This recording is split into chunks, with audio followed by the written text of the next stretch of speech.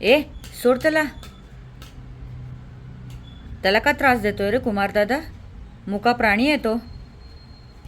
ए साले तुला त्रास देतोय का? चल निघ इथून.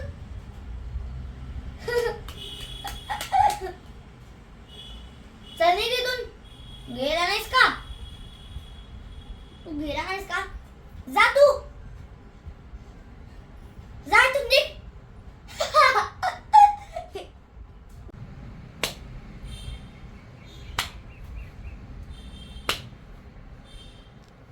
हे तिसऱ्यांदा होत आहे बाई. हा शाळेचं वातावरण खराब करतोय. आम्हाला नाईलाजाने ह्याला शाळेतून काढून टाकावं लागेल. एकदा तर ह्याने मुद्दाम त्या मुलाच्या तोंडात गोटी घातली आणि 3 महिन्यापूर्वी तर एकाला शाळेच्या टाकीवरून ढकलून दिला. काय तर म्हणे उडायला शिकवतोय. फक्त आम्ही खेळत तर होतो. गप्प बस. सर सर सर जाऊ दे ना सर. ह्यावेळी सोडून द्या ना. पुन्हा असं नाही होणार. हे शेवटचं सांगतोय बाई.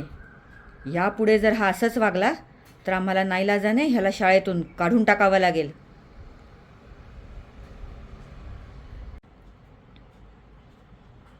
हे घे आई, मी तुझ्यासाठी स्वतःहून काढून आणलंय मग.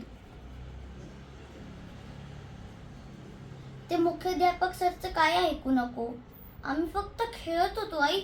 आई शपथ, तू बोलशील तर मग मी मधासारखा गोड वागेल. संजय इकडे ये बाळा. हे घे हा मध खा. नको मला काके. तो मध कुमारदादानी स्टाफ रूममधनं चोरून आणलाय.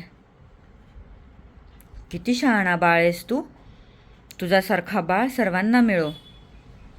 आणि तू कधीसुद्धा मधासारखा गोड नाही वागू शकत. कारण तुझ्या आतच विष आहे.